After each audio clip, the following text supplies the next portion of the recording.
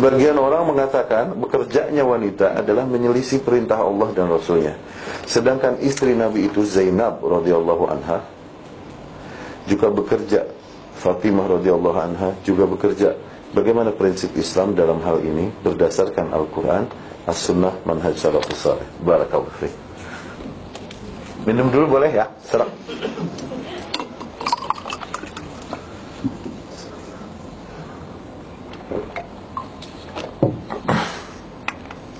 Ana mau bertanya, Zainab kerja apa radhiyallahu anha? Yang berani ngomong begini siapa? Pertanggungjawabkan. Fatimah kerja apa? Di syarikat apa? Berapa salary-nya? Is that what you mean by working? Haram. Demi Allah haram.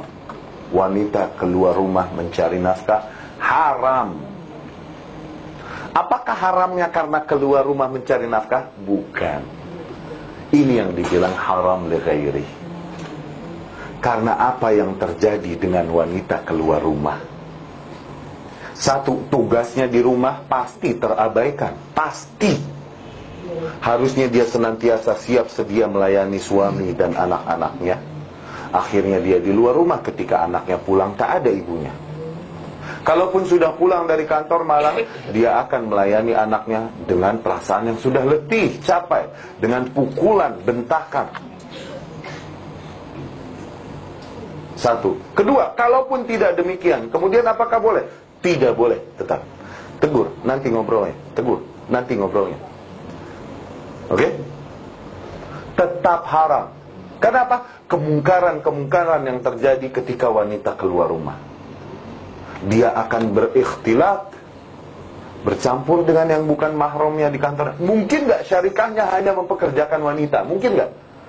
Kalaupun dia hanya mempekerjakan wanita, akhirnya dia keluar rumah sendirian menuju kantor untuk sesuatu yang bukan wajib. Yang wajib dia keluar rumah sendiri, oke, masih bilang boleh. Ke pasar, menuntut ilmu, oke lah. Tapi untuk ikut mengejar dunia karena tak sabar dengan hasil yang sedikit yang didapatkan suaminya. Kadang suaminya banyak juga dapatnya, cuman tetap aja wanita pengennya bekerja. Karena apa? Haramnya karena apa? Karena kemungkaran-kemungkaran yang terjadi dengan wanita yang mengeluarkan dirinya keluar rumah. Tahu kisah perang Uhud? Di mana akhirnya kaum muslimin jatuh, hancur, dikarenakan para pasukan archer meninggalkan posisinya di bukit, iya kan? Tahu kan kisah itu?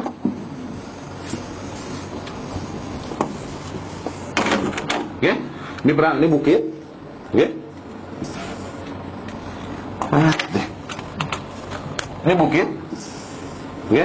Ini para pemanah sekitar 50 orang, pemimpinnya Abdullah ibnu Jubair radhiyallahu anhu. Ini kaum muslimin. Oke? Ini kaum musyrikin. Ke sana. Oke? Ini perang. Mereka memanah dari sini. Tuh. Ini tugas pemanah. Rasul tugaskan, whatever happens, apapun yang terjadi, jangan tinggalkan tempatmu. In ra'aitumuna taqtafuna tayru fala tabrahu makanakum. Apabila kalian lihat bahwa burung-burung bangkai telah memakani jasad kita di bawah, kita telah mati, jangan tinggalkan tempat kalian. Jangan tinggalkan tempat kalian sampai aku perintahkan kalian turun. Atau sebaliknya, in ra'aitumuna waharna 'alal qaum wa utanahum.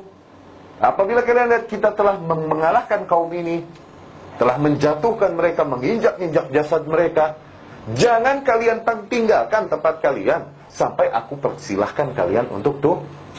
Perintah yang jelas dan tegas. Namun ketika terjadi perang, kaum musyrikin sudah lari berantakan, mereka tergoda. Kemudian, oleh apa? Ghanimah, harta rampasan perang yang dibawa. Mulai tergoda untuk turun, mereka meninggalkan barisannya masing-masing. Padahal ini posisi yang sangat penting untuk menjaga ini. Kecuali beberapa gelintir saja bersama Abdullah ibn Jubair pemimpinnya. Khalid ibn Walid, Abu Sufyan dan lain-lain, ketika itu masih di barisan kaum musyrikin.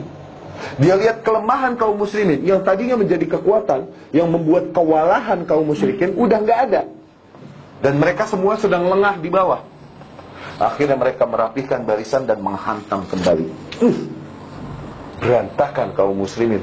Meninggal 70 sahabat terbaik. Ini yang terbaiknya, belum lagi sahabat yang lain. Oke? Bahkan Rasul sendiri patah rahangnya, tertusuk dan lain-lain. Nah, wanita-wanita kaum muslimin sekarang, mereka melakukan apa-apa yang dilakukan oleh para pemanah di Bukit Uhud. Mereka meninggalkan barisannya. Mereka memiliki posisi yang sangat mulia dan penting dalam syariah. Yaitu apa? Mereka adalah imad, tiang penyangga umat ini. Bayangkan, apabila sebuah bangunan tiangnya pergi, apa yang terjadi dengan bangunan itu? Runtuh. Iya kan? Building, imadnya, tiangnya pergi, runtuhlah bangunan itu. Itulah wanita yang meninggalkan fitrahnya sebagai wanita yang di dalam rumah melayani suami untuk kepentingan yang memang sifatnya wajib bagi wanita. Menuntut ilmu boleh, belanja ke pasar boleh, oke.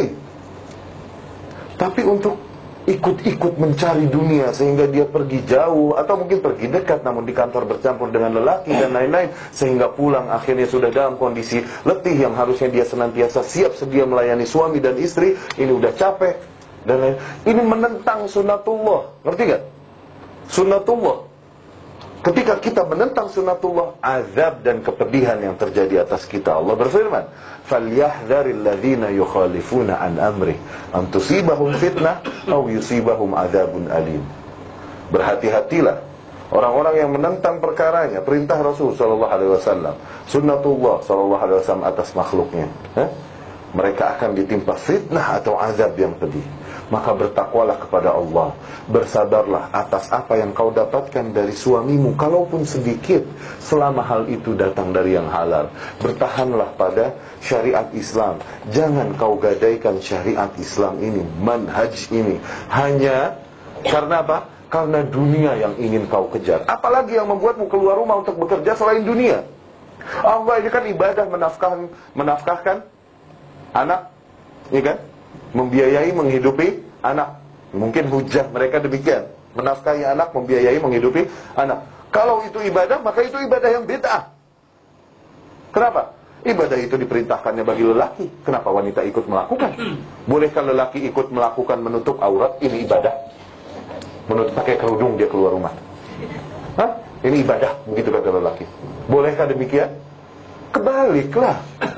Terbalik dunia ini. Dan demi Allah nih, kasus di depan mata semuanya terjadi. Seorang wanita yang berkarir, biasa terjadinya, keluarganya nanti jadinya, kemungkinannya, satu, lelakinya bisa jadi di masa sebelum tua dijatuhkan oleh Allah. Allah jatuhkan lelakinya, sehingga lelakinya tak mampu berusaha lagi, oke? Ekonominya jatuh, usahanya gagal, sehingga akhirnya wanita inilah yang jadi tulang punggung keluarga, dan mulailah terbalik keluarga ini. Mulailah si lelaki ini menjadi lelaki yang takut kepada wanita, karena wanita lebih berkuasa dari sisi ekonomi. Mulai terbalik di dunia. Wanita yang jadi pemimpin dan lebih memutuskan perkara. Kenapa? Duit dari aku. Lelaki ini kalau dia ngelawan pun marah, jadi sensitif, ada masalah dikit jadi besar. Karena apa? Wanita lebih berkuasa. Masalah dikit jadi sensitif, marah-marah terus suami. Berakhir pada perceraian. Kalaupun tidak berakhir pada perceraian, berakhir pada keterbalikan sunnatullah ketika wanita memimpin. Karena apa? Wanita lebih menafkahi. Allah berfirman kan, ya kan? Ar-rijalu qawwamuna 'alan nisa bima faddalallahu ba'dahum 'ala ba'd wa bima anfaqu min amwalihim. Lelaki ini menjadi pemimpin bagi kaum wanita. Karena apa? Karena salah satu alasannya adalah karena mereka menginfakkan harta-harta mereka untuk wanita-wanitanya. Ketika wanita yang menginfakkan, maka wanita yang menjadi pemimpin mulai terbalik. Dan Arab berkata, wa syarrur rijali man tu'addibuhul mar'ah. Dan seburuk-buruknya pria adalah pria yang dididik oleh wanitanya, diatur oleh wanitanya. Dia akan berkata ketika istrinya berkata, abang, alif, ba, ta, sa, sami'na wa ta'na. Itu seburuk-buruknya pria. Oke? Ini yang terjadi. Jadi pertama, bisa jadi Allah sengaja balikan kehidupannya, sehingga si wanita menjadi tulang punggung keluarga yang menafkahi. Suaminya jatuh dan tak berdaya apa-apa. Akhirnya suami mengurus anak, suami masak, suami cuci baju. Kebalikan dunia ini, iya kan? Terjadi mungkin karena seringnya bersentuhan, bertemu dengan teman-teman kantor. Besi, tahu besi? Kalau kita gosokin terus sama besi, lama-lama panas. Apalagi orang, daging, ketemu lama-lama panas. Wajar. Suruh siapa ketemu terus? Iya kan? Yang kedua, kalaupun mungkin lelakinya sukses ekonominya, istrinya sukses ekonomi, anaknya berantakan. Broken home. Jangan tanya tauhid rububiyah uluhiyah wal asma wa sifat pada anaknya. Jangan tanya Arab gundul kepada anaknya. Arab gondrong pun dia tak bisa baca. Tanya rukun Islam, tak hafal tuh anak. Jauh. Kenapa? Menentang sunnatullah. Jangan. Ini ajaran bukan dari Islam, itu ajaran kafir. Di mana wanita ikut keluar rumah bekerja, demi Allah, itu ajaran kafir. Sekarang pun kafir pada sadar dan membiarkan wanitanya di rumah. Mereka bangga. Jadi apa? Housewife. Jadi ibu rumah tangga tuh mereka bangga. Sekarang itu kafir, ngikutin kita. Kitanya jadi ninggalin agama kita, ngikutin kafir. Kenapa? Ya? Jangan. Bertakwa kepada Allah. Demi Allah, ini kejadian di depan mata kita dan yang kita alami. Dan berbedalah anak-anak yang tumbuh besar diasuh oleh neni dengan anak-anak yang tumbuh besar diasuh oleh ibunya sendiri. Beda. Demi Allah beda. Jangan kau harap sama. Apa nggak teriris seorang wanita ketika anak bangkit dari tidurnya, bangun dari tidurnya, kemudian yang dipanggil adalah nama neninya. Inem, Titin. Apa nggak teriris hatinya? Kenapa dia lebih akrab dengan pembantunya, dengan khadamahnya? Lama-lama nih anak mukanya dari pembantu. Apa nggak teriris hati wanita demikian? Jangan. Bertakwa kepada Allah setinggi apapun. Syuf, dulu wanita-wanita Islam tidak berpendidikan tinggi kan? Dulu mereka tidak punya title. Enggak sekolah university, tapi umat Islam dulu berjaya luar biasa. Wanita-wanita pada tempatnya. Sekarang semua wanita Islam punya title, tapi Islam tambah hancur. Kenapa? Para penerus Islam bukanlah anak-anak yang dulunya dididik oleh ibunya. Ibunya jauh, di kantor cari dunia. Ayahnya di kantor cari dunia. Jadi kalaupun title-nya bertambah, seharusnya penerus umat menjadi lebih hebat. Dulu saja nggak sekolah ibu-ibunya, umat jadi hebat, apalagi ibu-ibu yang sekolah tinggi dan berpenghasilan. Harusnya gitu kan. Tapi justru jadi nambah jatuh. Karena apa? Karena mereka bertambah tinggi pendidikannya, namun mereka semakin meninggalkan fitrahnya sebagai wanita, semakin meninggalkan syariat Islam. Taqullah. Kehidupan ini nggak sementara. Nanti ada kehidupan lagi yang lebih abadi. Yang kehidupan kita di sini dimintai pertanggungjawaban. Kita nanti sengsara atau bahagia di sana tergantung kehidupan kita yang di sini. Dan tergantung kepada rahmat Allah. Jangan kembali kepada maghrur demi Allah. Tutup pintu syaitan itu. Sabar akan apa yang ada, sudah. Kau mau jadi orang yang beriman, kemudian masuk surga, hidup kaya raya, gampang, asyik, kemudian mati masuk surga, gampang amat itu. Sabarlah dengan sedikit kekurangan, kemiskinan, sabar dikit. Orang-orang beriman yang mungkin, ini alasan wanita yang lain. Habis suami nggak bisa menafkahi, kurang, alasan lain, hujah lain wanita.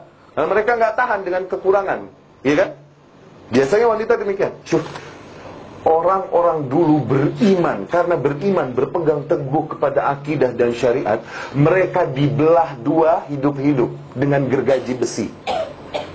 Oke? Mereka dibakar hidup-hidup. Karena apa? Karena beriman, berpegang kepada syariat. Namun mereka tidak tinggalkan syariat. Mereka rela dibakar hidup-hidup. Ashabul Ukhdud. Mereka dibelah dua hidup-hidup. Pembantunya Fir'aun. Oke? Mereka dikejar oleh raja-raja yang ada, dibunuhi karena iman dan syariah yang mereka pegang teguh. Kau hanya karena kurang sedikitlah penghasilan suamimu, kemudian kau tinggalkan syariah? Cetek amat. Mana pengorbanan kita kepada syariah? Baru diuji dengan kekurangan sedikit, toh tidak sampai kelaparan, tidak sampai busung lapar kan? Makan ada, minum ada, cuman mungkin untuk kereta tak punya, dan lain-lain kurang. Kenapa nggak sabar? Orang-orang dulu demi akidahnya, demi agamanya, mereka mati berani. Ini kita mati, mendingan kita tinggalin nilai-nilai agama kita daripada mati. Seolah-olah begitu kan? Jangan. Ya, bertakwa kepada Allah. Setinggi apapun titelmu, tetap fitrahmu di dapur, di rumah. Dan dengan itu seorang wanita jadi mulia dengan itu. Justru dengan dia keluar rumah jadi memberatkan dia di akhirat nanti. Kalaupun mungkin di mata dunia dia orang yang hebat, karir, sukses, itu di dunia. Berapa lamanya dunia kita hidup? Di akhirat nanti yang menyelamatkan kita adalah peranan kita di dalam rumah. Ya, barakallahu fiik.